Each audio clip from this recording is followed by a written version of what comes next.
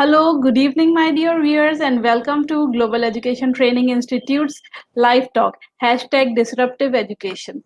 This live talk was started last year by our founder director, Dr. Sunita Gandhi, solely with the aim to disrupt education and provide platform to the education leaders around us so that they can have this platform for them for themselves and come over and discuss their ideas innovative methods and techniques and provide new methodologies and things to the education fraternity. So with this same thing, we have hosted around 1000 talks on our platform, and today we have a very special speaker with us, Mr. Javed Mirza, who is the president of New Education Initiative, and he lives in Brooklyn, New York, United States, and he is an experienced teacher, and he also has experience in communication development, entrepreneurship, and he's interested in economics, politics, technology, writing, and ecology. Passionate for progressive social change and sustained prosperity and growth of marginalized people around the world. So today we have Mr. Javed Mirza with us. Over to you, sir. Thank you, Zainab. Thank you so much for giving me this opportunity. And I'd like to thank Dr. Sunita. Dr. Sunita has been a good friend and a good educationist too. So today we are discussing about how New Education Initiative. This is an organization that we formed recently, and it's an educational organization. So how does this organization meet the challenges of inequities in education? As you know, education is full of challenges, is full of possibilities, and inequities are there for us to conquer. When we define about inequities, we understand that inequities stand for injustice, they stand for unfairness, and this is not the way we want it. So if you look up what the UN has defined as the Sustainable Development Goals, you will see that, Zainab, let's go to the slide here, the first one here. Yeah. So what we see in terms of inequities are, the second slide, please. Yeah. The inequities in education that we have are dropouts and out of school children. As you know, there are supposed to be 70 million dropout children. That was before the pandemic, as per the UN. And then there are out of school children. And speaking about out of school children, we know that there are hundreds of millions of out of school children right now, thanks to the pandemic. The pandemic has really disrupted education, and it is posing us the biggest challenge that education has ever seen. So out of school children were going to school, but now they are out of school because education is not possible without having the proper internet connectivity and online learning. Then inequities are also defined as children who have no education because they are refugees. You know, there has been a huge exodus of refugees in the last decade or the last 2 decades. So UN has identified this, and many of the educational institutions globally are also working on this area here. And then inequities is also present with the education of the people in the slums. You know, developing world has got many slums, and these slums have got children going to school, but the kind of education that they are getting, the accessibility of education is rather dismal. And also people in remote places. You know, we have got people living in the forest areas, people in the remote areas. All these are children who need education, and the inequity in education denies them that particular one here. And girls have been discriminated against. Girls' education has been one of the sore points at all times. That also needs to be built on.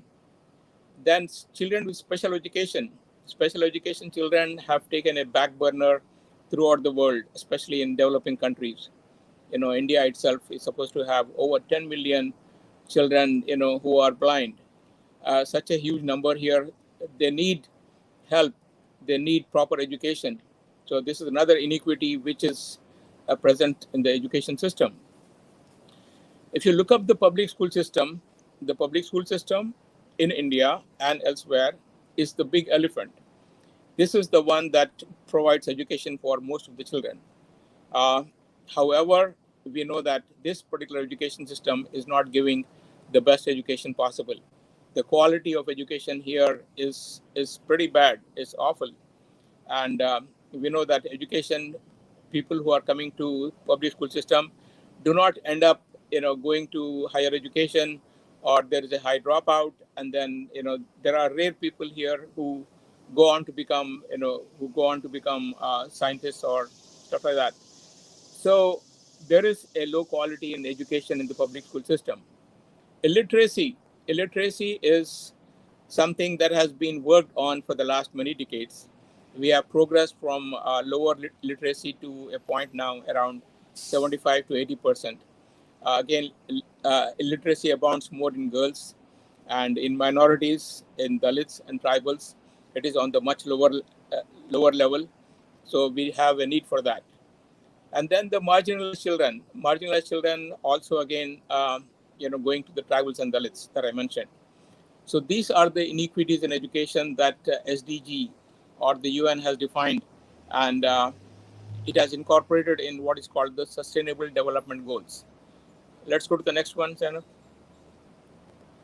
Yeah, SDG. Again, as I told you, these are the goals which have been enunciated by the United Nations, and they have a program that makes certain goals possible or should be achievable, and the target date is 2030.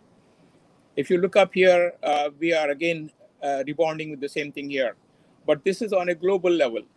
Global level, people have concocted that we need to really work on these ones here so that we are able to uphold the universal rights.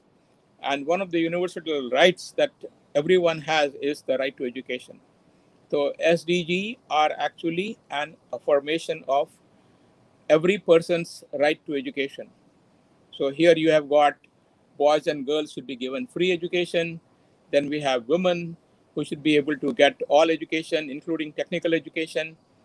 And then we have got literacy, again, children with disability. And the last point that is mentioned is about teachers. Teachers carry the whole brunt of of education. They are the people who move the education forward. So teacher training becomes an important part of the SDG goals. So these are all encapsulated in quality number 4 of the SDGs, 17 goals. Uh, Next one, please. Now the pandemic has really, as I mentioned, disrupted the whole education system. It has created chaos. People are sitting at home. There is depression going on. The parents are unhappy, and we are all in a state where we are saying, education needs to be revised. Education needs to be brought about on a different footing so this thing doesn't happen again. So the numbers are horrendous. In the most recent NCERT conference, it was mentioned that 250 million children lack online education in India. Globally, it is on a similar par, especially with the non-provision of good internet facility and other infrastructure required in the developing countries. So we have the case where education is actually going backwards rather than going forward. And then the impact on poverty. The lockdown has restricted people's income. It has restricted children to school, to home, and increased the poverty. So this inequity that you see is profound right now, and that needs to be addressed. Next one, please. So how does the new education initiative handle this? How do we take care about this? So this is the new baby on the horizon. It's a unique approach, and the salient features of the new education aims at, first of all, scaling education. We all know we have spoken about illiteracy. We have spoken about low quality education. So what this is doing is, first of all, to spread education, to make education available for all the children. Next, to embed quality in education. And the other points are to provide continuous teachers training. Then to introduce pedagogy, which will open up the children's thinking. Pedagogy is an important aspect of learning. Without a good pedagogy, we will revert back to what is called the rote memorization method, which is the old style, and which is totally unnecessary at this point of time when we have built up great pedagogies. So we are looking to develop what is called the discourse-oriented pedagogy. It's a unique pedagogy that is based upon the Chomskyan linguistic model and developed by Dr. Anandan. NEI also inculcates value-based education. Value-based education is the education that the great educationists of India have always fostered, whether it is Vivekananda or many other rishis who are doing education in India, and the people who were uh, very forthright in bringing about changes. They always advocated value-based education. So in our context, new education policy has mandated that there is inclusive education. Inclusive education basically means the diversity of the various communities in the country, diversity of the various castes in the country, the different regional ethnic background of the people. They all need to be appreciated. So this is diversity. This is bringing amity and friendship. So this is value creation. And speaking about value creation, I would also say that um, let me come back to it again.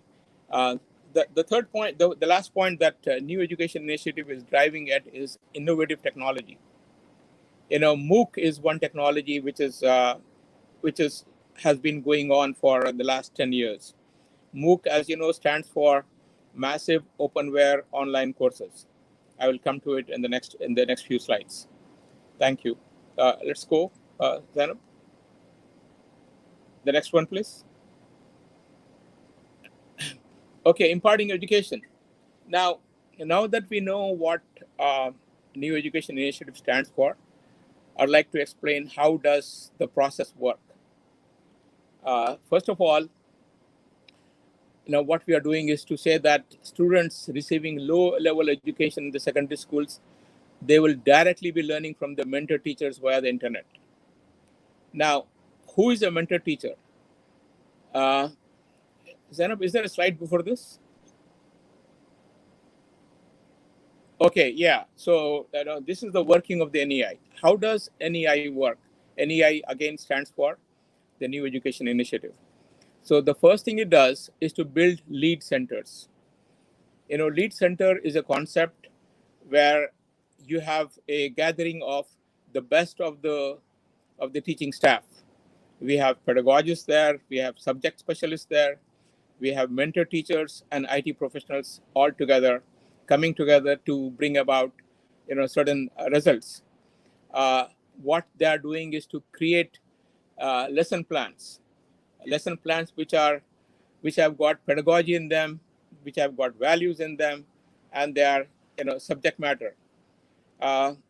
So the lesson plans would be for mathematics, for sciences, for every subject, history, and these will be in a creative sense, because what we are looking to build up is not only a quality education, but also something which drives the students' interest, makes them excited.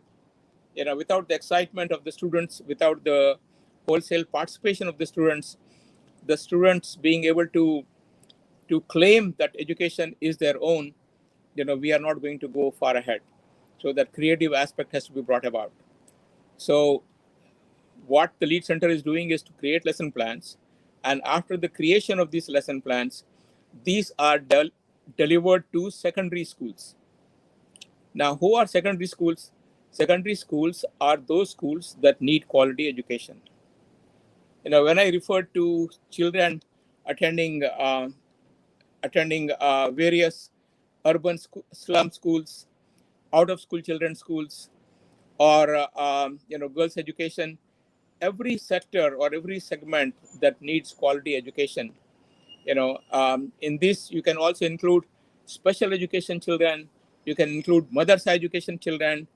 And on the issue of mother's education, I would also like to point out that these people are also those who need good quality education, because education for them is confined to basically learning of the Urdu language and learning of religious education. And this doesn't suffice. We need to put them on the mainstream path where they can avail opportunities and be able to go up the ladder like everybody else and attain their own whatever goals that they have. So here we have got the lead center being connected to secondary schools. I hope you are getting the point here. Secondary schools have those students who need good education. And lead center is that center which will provide the good education. Okay, now who does the education? We have the mentor teachers from the lead center who will deliver the lesson plans that have been created. And this is directly linked to the secondary schools. So mentor teacher delivering lesson from the lead center and being received via the internet by the students of the secondary schools. That is the working of NEI. Now, towards this, the secondary schools must be having an LED or which can be seen by all the students in the classroom, and other stuff like server and internet. So basically, this is the way NEI is going to be working. Let's go to the second one, please. Yeah, imparting education. Now, so we have here students receiving low-level education will directly learn from that. There is a direct conduit between the low level education in the school of the student who is marginalized and the best teacher working from the lead center, imparting the lesson from there. And the teachers who are inside the classroom, they are also exposed to the DOP, discourse-oriented pedagogy, because they must know how pedagogy works. They are trained for this by giving them, classes prior to starting of these sessions here. So teachers inside the classroom, they look at how the mentor teacher is preparing the lesson and delivering the lesson. So this is teachers learning. This is teachers training. And then teachers are also given the subject materials. Lead center will accumulate subject material for the lesson, and these lessons are again, based upon how NCERT or other state syllabus is mandated.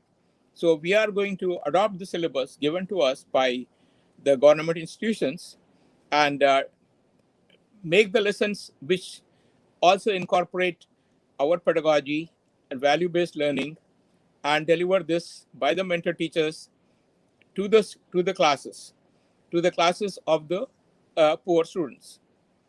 So after this is done, after the mentor teacher has delivered, then the teacher in the classroom takes up the class, because the teacher has been given the DOP, they know how to teach the class, and they also have the lesson materials. So this is actually a dual mode. We got the teachers working in two ways. They are learning, they are also giving the classes, and the students are also learning from the teachers as well as from the mentor teacher. Please go. Next one, please. So what are the advantages of NEI? The important thing is we are building up quality in education. And how are we doing that? We are putting quality by connecting the low performing students, the low education, straight with the mentor teacher. So this direct linkage establishes quality. Education is primarily one of good quality teachers. And this is what is happening here. Mentor teacher is a good quality teacher. And then teacher training is done. As I mentioned to you earlier, teachers are learning every day. And this enhances teacher capability. So we are not confining teachers training to a few sessions or a couple of days. We are giving them education on a daily basis via the MOOC, which the mentor teacher uses to deliver their lesson. And MOOC is that the massive openware online course is what permits the learning of millions of children simultaneously. I had the pleasure of visiting a conference in Doha called WISE. And there I was very surprised to hear that this organization called Hujiang from China, and I had the pleasure of meeting the guy, Mr. Arnold Fu, and I'm told that they are teaching close to 135 million children today simultaneously. India with such a humongous population, we need to likewise replicate this. We need to bring this about. So our lead center, one lead center can accommodate the learning from hundreds of schools within the region, because lead center is providing the lessons and all the secondary schools are accessing the lessons. And these secondary schools are all in the vicinity. They can be in the region, in the districts, in the state, and we can have multiple lead centers. Lead centers are not just for for learning. They can also be used for vocational learning, because lead center can be constructed in such a way that they take care about special education. There is specialized education for special education. There is specialized education for vocational learning. So this is also possible here using lead center. These are the advantages. Now, when we speak about MOOC, we understand that MOOC is basically based upon artificial intelligence, and it's automated. And that's precisely how it is able to bring about a huge quality of education. But in our case, we are combining the two. We are saying MOOC will be delivered via the mentor teacher from the lead center and is accessed by millions of children, as well as teachers attending to the students in the classroom. And teachers are trained on DOP through MOOC. So we are doing simultaneously training for tens of thousands of teachers. Whosoever are the schools, the secondary schools who are willing to work with us, all the teachers will be trained simultaneously. So there is a duality of learning. Students are learning from the MOOC delivered by the mentor teacher, and they are also learning from the classroom teacher. So this is a different MOOC. We must embrace technology, and this is how we can do it, and bring about this for our, for our system here. MOOCs right now are being used basically for advanced education, for students on a graduate level and so on and so forth. But we need to bring it MOOC to the lower level. We want to start from the lowest level, from the elementary school, and also from catering to all the marginalized students. Now, we also have other means by which educational can be enhanced. How do we do that? There are IT tools. When the student comes to school and he attends classes, he is learning. But how do we gauge the learning? How do we measure the learning? We need to monitor the performance of the teacher, the performance of the student, the attendance of the student, attendance of the teacher. How is the management working? So we have got these monitoring tools which already exist. So NEI would like to avail them. And, we also have got openware resources. There are plenty of resources. Khan Academy is one example, but there are, tens of them. And these are all developing. These are all free. People have been magnificent in offering these free courses. There is a whole approach right now coming up, which is not like the Baiju, which is basically meant for, money making. These are people who have devoted themselves for helping the world bringing education to every nook and corner of the world here. So we have got schools being served by one lead center are linked so that there can be inter-school and peers-based learning. Peer learning has always been considered to be one of the best means of learning. So when we have got schools being served by one lead center, we are connecting many schools, all secondary schools, which is linked to the lead center are being connected. And of course, global connectivity is there. Today in the USA, students are being connected to students from Africa, from South America, from other parts of the world. And it is such a great experience for the students. We need to embrace that too. Next one, please.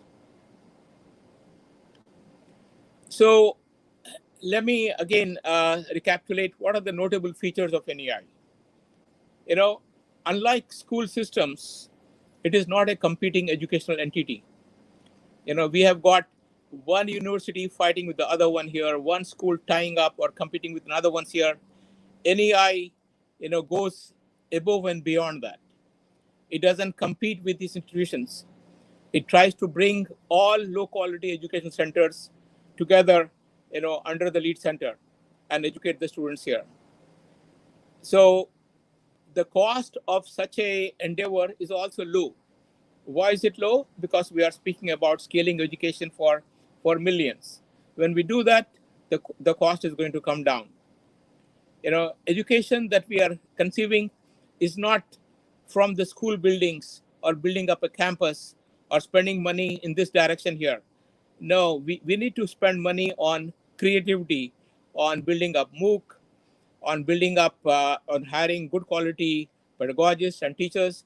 So this comparatively is so much less. And it is, again, not dependent upon government funding to make it operational.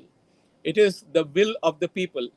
We as citizens, we as educationists, we as teachers, we as social workers can take this up without the interference or the need for anybody else to do that. And of course, there are excellent foundations in the country. I mean, Asim Premji Foundation, Tata Foundation Trust, these have been doing fantastic work. And if they can help us, that will be great. We'd be needing that help, and that should be enough. The next one, please. So what are the limitations of NEI? Of course, there are limitations. And what limitations? Public schools are where most students go to school. Can we, from NEI, provide education for these students? May not be possible because, it's being run by a bureaucracy, and bureaucrats are not too happy to embrace, innovation. They are not happy to embrace disruptive learning. So I'm not sure if we can do that. But if we can, that would be fantastic. Again, affluent schools. Affluent schools are not for NEI. Affluent schools are meant to make money, and if they are with NEI, then obviously they cannot, make the profit. So they are again out of the stream here. We would like to provide education for out-of-school children, but again, these children must be brought into school. If they can be brought into the school, then of course NEI can be used for that. So these are the few limitations. But it doesn't mean that this limitation confines education, because a good chunk of education in the country is done by smaller schools, the secondary schools. And the attempt is to bring about learning from there. And as that progresses, it will spread out to other places, including public schools, as they will see that there is a competitor there which is more efficient, more better, and we can work at that point there.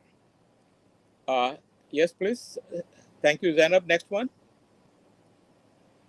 So we are trying to come up with a summary of what we have learned so far. NEI is a revolutionary disruptive construct that meets educational objectives, which is spreading of education and building quality in education. It brings educational institutions together. It doesn't compete with them. It leverages the strength of all partner institutions. We are now talking with different institutions for working with them. one institution may want a lead center to be built catering to elementary schools. Another center may want education to be built for for technical learning. So we are willing to work with these institutions, hold hands with them, leverage their strength, their facilities, and this way, there will be a leap in education. And what is the cost of the education? It's going to be very affordable education, because the whole purpose of NEI is to provide education for marginalized children. And if we cannot do this, then there is no point in doing this. So we are aiming to provide at low cost, and wherever possible at zero cost, as a service for the children. And we are targeting, again, marginalized children. We are using pedagogy and creative means to build critical skills. The children of the future are not children who will be, memorizing certain lessons and saying, this is what education is all about. Preparation for the children for the future will be how to solve problems. We have got enormous amounts of challenges. It is not only the challenge of inequities, it is a challenge of improving the world position right now. What does the pandemic show us? Pandemic has posed questions for us in so many directions. How does scientific research take place?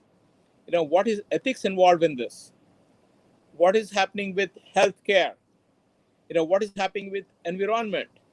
Our children are the ones who will prepare the world for themselves and for their own generations. So if we don't prepare them for this, then education is totally incomplete and irrelevant. We also need to develop here character and value building in education. Without values, we will get distorted. You look up the world here, and it is such a sad state. We are competing on so many levels on the international level.